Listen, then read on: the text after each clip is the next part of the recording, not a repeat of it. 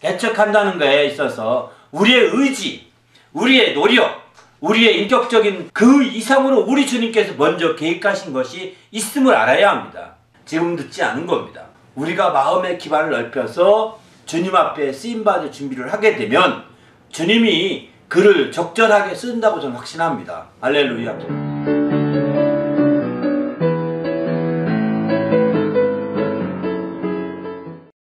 첫 페이지 그 중간 너희는 이사야서 말씀부터 43장 18절부터 21절까지 말씀 함께 읽겠습니다.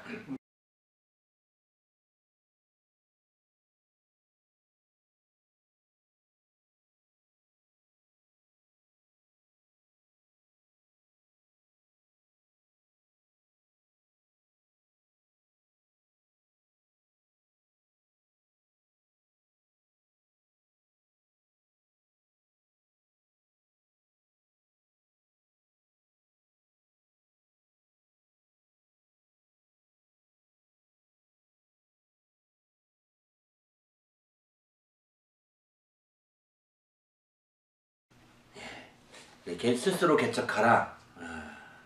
참 이제 무거운 이제 주제인데요. 우리가 말씀 무거운 주제지만 이게 정말 우리가 개척의 기반을 형성시키지 않게 되면 바로 더 놀라운 일을 이룰 수가 없다는 겁니다. 개척의 기반을 어떻게 형성시켜서 그 놀라운 역사들을 우리가 이루어가려면 개척의 기반을 형성시키고 또 우리 안에서 마음속에서부터 이런 개척의 기반들, 믿음의 기반들이 형성돼야 되는 거거든요. 마음속에서 벌써 이렇게 기반을 형성하지 못하고 그냥 우린 뭐 패배의식 비슷하게 마음속에서 젖어 있으면 아니란 말이에요. 그죠? 마음속에서 우린 이제 할 수 없어. 이제는 어쩔 수 없어. 이렇게 하는 거 아니거든요. 이렇게 돼버리면 할 수 없는 겁니다. 네? 전혀 할 수 없는 거예요. 그러나 그렇게 안 하면 얼마나 기반이 마음의 기반이 넓어지면 큰 일을 할 수 있거든요. 사실 제가 이제 그런 사람이 한 사람 제가 역사에서 찾아가지고 그 사람을 참 존중하는 사람이 한 명 있는데 이름은 정양욕이라고 합니다. 정양욕. 들어보셨나요? 정양욕. 정양욕. 이 사람이 정조 때 수원 화성을 지은 사람입니다. 이 사람이 한강 노량진 앞에 정조 대왕이 지나가는 백길을 쫙 배로 다리를 놨습니다. 이런 게 없었다고 그럽니다. 그걸 다 계산해가지고 다리를 놓는 건축도 하고 또 이제 그 지금의 수원에 있는 화성을 다 짓는데 그 엄청난 기계나 모든 것까지 다 기증기 새롭게 만들어서 아주 현대 그 옛날 방식이지만 옛날 성이지만 현대식으로 접근을 해서 한 거예요. 사실 정조대왕 때 그 상황이 계속 이어졌으면 한국은 아마 전 세계를 지배했을지도 모릅니다. 근데 이제 그게 이 사람이 이제 천주교 박해 사건으로 말미암아 이 사람이 천주교를 믿었었거든요. 박해 사건으로 말미암아 이제 쫓겨나게 됩니다. 정계에서 완전히 쫓겨나게 됩니다. 천주교 박해로 말미암아. 그래서 임금에 청해받던 사람이었는데 이제 그렇게 해서 조금 초반에 하다가 이제 가서 유배를 17년, 18년 유배 생활을 합니다. 그리고 돌아와서 아무것도 못하고 그냥 살다가 죽거든요. 그 사람을 보면서 이 사람이 패배의식에 젖어서 나는 이제 끝장이다 이렇게 생각했더라면 아마 틀림없이 이 사람은 아마 좌절하고 말았을 겁니다. 그런데 그는 마음에 그게 아니었어요. 나는 정말 내가 이 땅에 나가서 현실 정치에 나가서 일을 못할지라도 하나님의 정말 이 사람은 나중에 하나님을 부정했다고 그럽니다. 천주교 안 믿는다고 서학으로 그냥 했을 뿐이지 하나님에 대해 믿는 것이 아니었다. 서양 학문이어서 그냥 배웠다. 이렇게 정도로 이제 끝냈다고 그러거든요. 나중에 더 개인적으로 믿었는지 안 믿었는지 정확히 모르겠지만 그 사건 때문에 그렇게 되는 바람에 이제 결국은 이제 그렇게까지 됐지만은 물론 뭐 최후의 믿음은 어떤지 하나님만이 그거 알 겁니다. 그러나 이제 그 정부의 재판 과정에서는 안 믿는 것으로 이렇게 해가지고 결국 이제 밀려난 거죠. 사실은 정약용이. 그런데 문제는 뭐냐면 이 사람이 그렇게 유배가 있는 동안에 자기 마음에 아주 든든한 기반이 있었는데 그런 기반을 하나하나 다 책으로 써내는 겁니다. 그 책으로 써내서 이 책이 오늘날 베트남 만드는데 크게 기여했다고 그럽니다. 오늘날 베트남의 아버지 호치민이라고 그러는데 그 호치민이 가장 큰 영향 준 책이 정약용이 만든 목민심사나 책이라고 그럽니다. 항상 그 책을 끼고 살았다고 그래요. 그러니까 그게 무슨 얘기냐면 그 책의 영향이 얼마나 컸으면 계속 끼고 살고, 왜냐면 거기 그 사람은 한문도 했었기 때문에 한문책을 다 볼 수 있는 거예요. 그 당시만 해도. 지금의 베트남어는 우리가 아다시피 그 불란서로 알파벳으로 이렇게 베트남어 발음 만들어 쓰거든요. 근데 그때만 하더라도 이제 그 한문을 알아야 됐는데, 지금도 한문 알면 베트남어를 더 잘할 수 있다고 합니다. 그런데 이제 그러다 보니까 한문 지식인들은 한문을 아는 거예요. 그러니까 그 정약용의 책, 한문으로 쓴 책을 그냥 다 갖다 직접 번역해 볼 수 있는 거예요. 누가 번역해 주지 않더라도. 놀랍죠? 그래서 그거는 지금 그 정약용의 책은 지금 베트남뿐만 아니라 지금에 와서 그는 당대에는 인정받지 못했습니다. 당대에는 아무도 그는 서학으로 인해서 완전히 침몰된 사람으로 잘못했다가는 자기가 그 정치적 박해받을 수밖에 없는 상황이 됐거든요. 그러니까 자기가 알고 있는 모든 것을 다 글로 적은 거예요. 그 유명한 목민심사나 경세세표나 또 다른 다양한 책들, 정말 진짜 수백 권의 책들을 썼는데 그 책들이 다 지금 아주 유용한 책들인 거죠. 정말 그렇게 썼던 대표적인 학자, 그래서 나중에 지금은 그걸 학자라고 말하죠. 실학자라고 표현하는데, 실학자로서 대표적인 사람을 정약용을 꼽거든요. 왜 이 말씀을 드리냐면, 우리가 패배의식이 없으면 우리가 어떤 현실적으로 어떤 걸 이루지 못하더라도, 현실적으로 어떤 것을 건축하지 못하더라도 그런 모든 것들을 가지고 그 마음속에 기반이 든든한 사람들은 마음속에 그런 많은 지혜가 있고 마음속에 많은 그런 모든 지식이 있기 때문에 그런 것들을 모아서 책을 만들어 놓는 거죠. 그것이 나중에 후세대에게 큰 영향을 끼칠 수 있고 큰 도움을 줄 수 있고 크게 영향을 끼칠 수 있는 그런 사람이 될 수 있는 겁니다. 당대에는 어떤 상황과 환경에 몰려서 인정받지 못했고, 당대에는 그 상황과 환경 때문에 누구도 걸떠보지 않는 그런 사람이었지만, 그러나 믿음의 기반이 든든해서 이렇게 서 있는 사람들은 그 세상과 맞더나, 세상은 좁게 볼지 모르지만 마음만은 대인인 거잖아요. 그죠? 세상에서는 아주 소인처럼 별거 아닌 사람으로 취급하지만 마음의 기반이 든든한 사람들은 대인이거든요. 이런 사람들이 이제 그 마음속에 좌절과 절망을 딛고 그렇게 해서 마침내 해나가게 되는 거죠. 오늘날 우리에게, 저는 사실 이렇게 한다고 할 때, 스스로 개척하라고 할 때, 이게 그냥 우리가 물론 당연히 개척해서 교회도 10개 세우고 20개 세우고 100개 세우고 얼마나 좋겠습니까? 저 목표입니다, 사실은. 그렇지만 그게 되든 상관없이 안 되든 상관없이 우리는 일단 기반이 넓어져야 된다는 것입니다. 그렇게 교회가 수백 개 안 되는데 굳이 이렇게 할 필요가 뭐가 있어요? 이렇게 말할지 모르지만 그렇게 수백 개의 교회가 안 되고 수십 개의 교회가 안 되더라도 우리가 마음의 기반을 넓혀서 주님 앞에 쓰임받을 준비를 하게 되면 주님이 그를 적절하게 쓴다고 저는 확신합니다. 할렐루야. 그가 가지고 있는 모든 것들을 적절히 쓸 겁니다.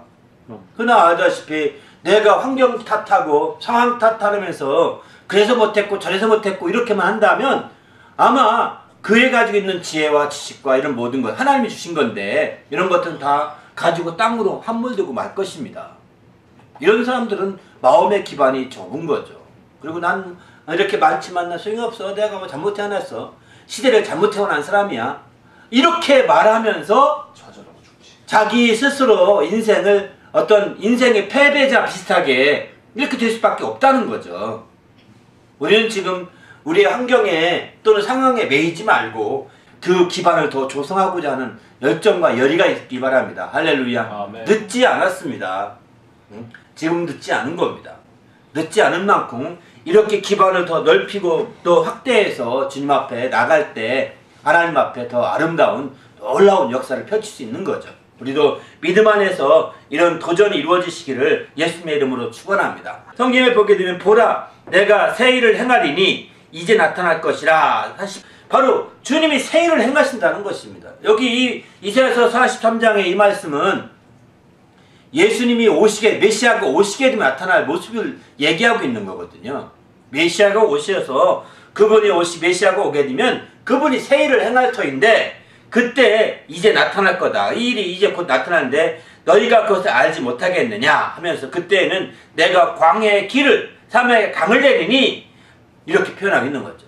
그때 내가 광야의 길을 사막의 강을 내리니. 아니 상상이 안 되잖아요. 사막에 무슨 길을 내고 이 길은 그냥 하이웨이를 그렇게 말합니다. 고속도로입니다. 광야의 길이 하이웨이 그냥 단순한 골목길이 아니라는 거예요. 하이웨이 큰 도로를 그렇게 말하는 거죠. 오늘날 중국에 가게 되면 중국의 그 정말 사막 고비 사방을 지나가는데 서쪽으로 그 사막 가운데로 진짜 8차선 고속도로가 쫙 나 있다고 합니다. 8차선인가? 어떤 8차선인 게 있는데 어떤 4차선 좁은 데는 4차선인데 이렇게 8차선 4차선으로 길이가 쫙 사막 가운데 왔으니까 그러니까 그 사막 가운데로 그 나니까 모래가 막 날라오지 않겠습니까? 모래를 방지하려고 길가로 나무를 두 줄 쫙 심었다고 그럽니다. 이게 공산주의만 가능한 겁니다. 공산 중국에 그렇게 해서 마침내 그 길을 만든 거 이번에 엄청난 돈을 들였어. 중국이 막 올라갈 때요. 그러니까 그 길 옆으로 또 이렇게 고속전철 놓고요. 쫙 고속전철. 그러니까 지금 엄청난 역사가 지금 실제 역사에 나타나고 있는 거죠. 왜? 그만한 돈이 있고 재력이 있으니까 가능한 거 아니겠습니까? 그런데 사실 이 말은 그런 말은 아닙니다. 실제 이렇게 그런 얘기는 아니고 예수님이 오시게 되면 이런 놀라운 역사가 일어날 것이다. 메시아가 오면 이런 얘기거든요. 메시아가 오면 이렇게 놀라운 역사가 펼쳐질 것이다 라고 말하는 거죠. 20절 보면 그래서 나타내니 장차 들짐승 승냥이와 타조도 나를 존경할 것은 이제 광야에 물을 내고 사막에 강들을 내어서 내 백성 내가 택한 자들에게 마시게 할 것이기 때문이라는 거예요. 거기에서 정말 그들이 와서 먹으니까 이 승냥이나 또 타조도 와서 막 먹는다는 거예요. 그들은 그 가문 사막지대 광야지대에 살던 대표적인 동물이죠. 그런 동물들이 와서 먹으면서 나를 존경할 거라는 거예요. 왜냐하면 그 사막이나 광야에 오아시스가 없는 곳이거든요. 오아시스가 있으면 거기 가서 물 마시겠죠. 없는데 거기서 크게 지하수를 파서 물을 퍼올리니까요. 거기에 샘을 낸다는 겁니다. 물을 낸다는 거예요. 샘을 파서 물을 내는 거죠. 여러분 이런 샘을 파서 물을 내는 대표적인 리비아의 동화 건설이 리비아 그 대수로를 공사하지 않습니까? 이 대수로 길이가 엄청나서 이게 만리장성 못지않게 길대요. 그 달나라에서 보인대요 이게. 그만큼 큰 수로를 어디서 파느냐? 저 사하라 사막 그 밑에 지하에 크게 거기 파이프를 박아서 땅 지하수를 퍼올려 가지고 그것을 갖다가 리비아 수도까지 끌어들이는 거예요. 그 엄청난 수로 공사를 이제 동아건설이 했다고 정말 그러죠. 그 누가 언제 그렇게 돈 많이 하냐? 가다피라고 하는 독재자가 있을 때 그 일을 한 겁니다. 독재자가 있어서 막 그냥 쏟아붓고 막 이렇게 해야 되는 거지. 이게 한두 푼불 문제가 아니거든요. 결국은 이제 그렇게 한 결과 그들은 좀 혜택은 봤죠. 사실은 지금도 혜택을 보고 있는 거죠. 이런 광야에 물을 내고 이거는 그 물을 그들만 먹겠습니까? 그들 오면서 중간중간 먹고 다 먹지 않겠어요. 그죠? 이렇게 되니까 그 물을 먹는 승냥이나 타조들이 정말 존경할 거라는 거예요. 감사하는 거죠. 지금 그런 뜻이 아니라 그것이에요. 참 기뻐하고 감사하는 모습을 표현하고 있는 거죠. 그런데 이게 오늘날 실제 역사에서 나타나서 이렇게 되고 있는 것을 본다면 이게요 사실은 주님이 오신 이후에 펼쳐진 일들이거든요. 주님이 오시기 전까지는 그런 일이 없었습니다. 주님이 오신 이후에 이렇게 주님께서 어쩌면 정말 과학기술 발전에 있어서 우리 주님이 지혜를 동원해 주셨다라고 해도 과언이 아닌 거죠. 하나님께서 지혜를 주셔서 그렇게 할 수 있도록 길을 열어주셨기 때문에 그것이 가능하게 했던 거 아니겠습니까? 그러니만큼 우리가 지금 이런 모든 지금 세계적인 역사들이 그저 우연하게 된 것이 아니라고 봐야 되는 거죠. 과학기술이 발달해서 우연하게 됐다든가 또 아니면 어쩌다 보니까 그렇게 된 것이다 이게 아니라 하나님이 그 인도하시는 분명히 무엇인가 있다는 거예요. 그래서 마침내 예수님이 오신 이전과 이후의 삶이 크게 달라지게 이렇게 되는 거죠. 그리고 그런데 이거는 그런 어떤 사회적이고 과학적이고 또 환경적으로 변화될 것만 그게 말하는 취지가 아니에요. 여기서는 메시아가 오신 이후에 이렇게 정말 악한 환경이, 못쓸 환경이 바로 주님이 그런 환경까지 다 크게 사용할 수 있게 해주실 거라는 거죠.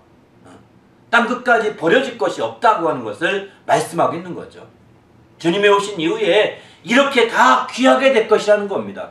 왜 이렇게 될까요? 이것은 바로 거기에 있는 영혼들을 주님이 사랑하셔서 그런 영혼들까지도 살리고자 하는 것이죠.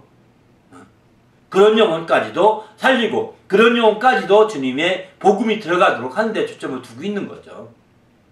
오늘날 우리는 그렇기 때문에 메시아가 오신 이후에 정말 주님의 말씀이 이렇게 구체적으로 복음의 역사가 확산돼 갈 것을 말하고 있는 겁니다. 사실은 그냥 이렇게 과학이 발달돼서 엄청난 수요가 생길 것이다, 또 과학이 발달해서 고속도로가 놓일 것이다, 이런 얘기가 아닙니다. 환경적으로 지금 그 얘기를 하려고 이사야가 예언한 것이 아니라 바로 이제 예수님이 오시면, 메시아가 오시면 새 일이 이루어지는데 이렇게 복음적인 역사가 펼쳐질 수 있다. 거기에 쓸모없는 땅, 버려진 땅, 가치가 없다고 생각한 그런 땅들까지도 이제 거기서도 강을 내고 길을 내 물이 나서 마침내 거기서도 이제 놀라운 복음의 역사가 펼쳐지게 될 것이다, 이렇게 말하고 있는 거죠.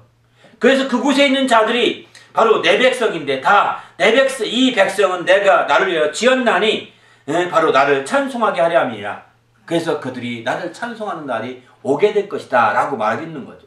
이 얘기는 바꿔 말하면 이제 복음의 역사가 이렇게 왕성히 펼쳐질 것을 말씀하고 있는 겁니다. 바로 그만큼 우리가 개척한다는 것에 있어서 우리의 의지, 우리의 노력, 우리의 인격적인 어떤 힘쓰는 것, 이거 참 필요하지만 그 이상으로 우리 주님께서 먼저 계획하신 것이 있음을 알아야 합니다. 주님께서 이 땅에 오셔서 이제 부활하시고 승천하신 이후에 부활하신 다음에 명령하시기를 성령을 받으라 하신 것이고, 승천하기 전에도 성령을 기다리라고 말씀하신 것도 바로 성령으로 말미암아 이와 같은 일이 진행될 수 있기 때문에 성령을 받고 나가 땅끝까지 증인이 되라고 말씀하고 있는 거죠. 그만큼 우리는 이제 오늘날 개척한다고 할 때 개척이 우리도 가서 땅끝까지 가서 사막에 가서 물을 만들고 또 이제 강을 만들고 고속도로를 만들고 동토지에 가서 가스 석유를 파고, 이게 우리의 목적이 아닙니다. 우리는 동토지역 가야 됩니다. 가서 거기서도 복음을 증거하고 사막에 가야 합니다. 거기서도 그 백성들이 우리 하나님을 존중할 수 있게 가는 거죠. 광야에도 가야 됩니다. 거기 그에 있는 백성들, 하나님의 백성들이 마침내 하나님을 찬송할 수 있도록 우리가 그들을 만들고 이끌어 가야 되지 않겠습니까? 이런 것 때문에 우리의 개척이라는 것이 항상 필요한 것이었다라고 이렇게 표현할 수 있는 거죠.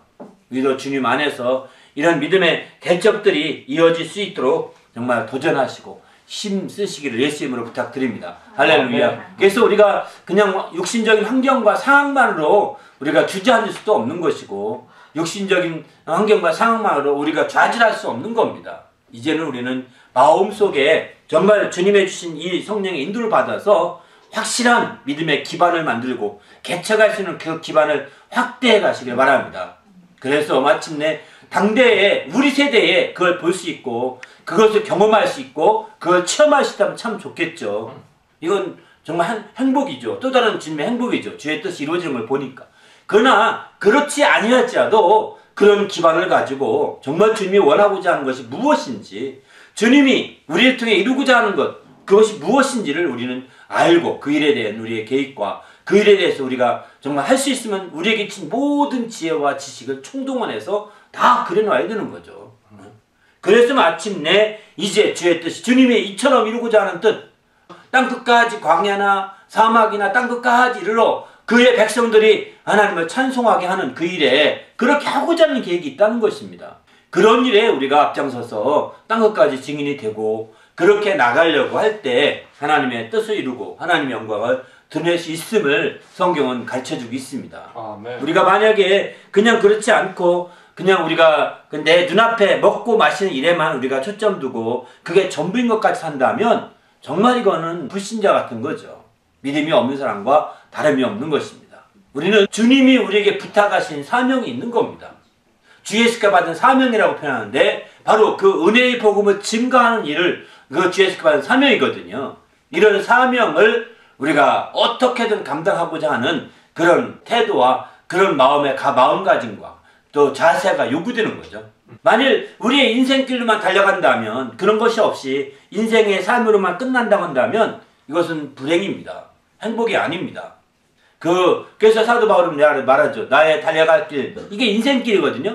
나의 달려갈 길과 주 예수께 받은 사명을 마치려 하면은 나의 목숨을 조금도 귀한 것으로 여기지 아니하노라, 이렇게 말합니다. 이처럼 주님의 주신 우리의 삶의 이 땅에 태어난 이상 우리가 살게 될, 길면 100년 좀 넘는 삶, 짧으면 그 밑에 삶이 될 것입니다. 이런 삶을 살게 될 터인데 어떤 사람은 더 단축될 수도 있겠죠. 그러나 그런 삶을 살면서 그저 길게 살았을 뿐 실제 주 예수께 받은 사명을 하나도 우리가 그것을 이루지 못하고 거기에 초점을 맞추지 못한 삶으로 끝난다고 한다면 이거는 허망한 삶이라고요. 그런 인생을 살면서 많은 돈을 벌었어도, 그런 인생을 살면서 많은 재물을 모았어도, 많은 지식을 모았어도 주님께 받은 사명을 이루고자 하는데 쓰여지지 못했고 그 은혜의 복음을 증가하고자 하는 일에 쓰여지지 않는 모든 것들은 무가청을 허망하게 만들 수밖에 없는 겁니다. 우리도 이제 우리가 가진 것들, 작은 것부터 시작해서 큰 모든 것까지 다 정말 이렇게 주님 앞에 귀하게 정말 드려져서 마침내 은혜의 복음을 통하여 사명을 감당하는 그런 성도가 되시기 바랍니다. 그러기 위해서 우리가 이제 오늘 주제의 말씀처럼 스스로 개척해야 되는 거죠. 스스로 개척하지 않으면 아무 성이 없는 겁니다. 우리도 스스로 개척해서 주님 앞에 쓰임받는 주의 성도가 되시기를 예수님의 이름으로 축원합니다. 할렐루야. 함께 잠깐 기도할 때 하나님, 내가 무엇보다 이렇게 정말 주님 앞에 깨어있는 사명을 갖게 해달라고, 깨어서 정말 내가 주 예수께 받은 사명을 다하는 자가 되게 해달라고, 우리의 인생길, 그냥 짧으면 짧고 길면 길다고 하는 그 인생길을 가면서 그냥 먹고 마시고 자고 하는 것으로 끝나지 않게 하시고 내 인생길에서 많은 정말 이 개척함으로 말미암아 정말 이런 개척의 기반을 만들어서 주 예수께 받은 사명을 조금이라도 정말 온전히 펼쳐가는 그런 삶이 될 수 있도록 도와달라고, 은혜의 복음을 증가하는 일을 마치고자 하는 그런 일에 우리가 초점을 맞추어서 정말 내가 하는 모든 것들이 다 거기에 초점 맞추어서 우리가 달려나갈 수 있는 그런 자가 될 수 있도록, 이를 위해서 우리가 스스로 개척할 수 있도록 인도해 달라고 간절히 합심해서 기도합니다.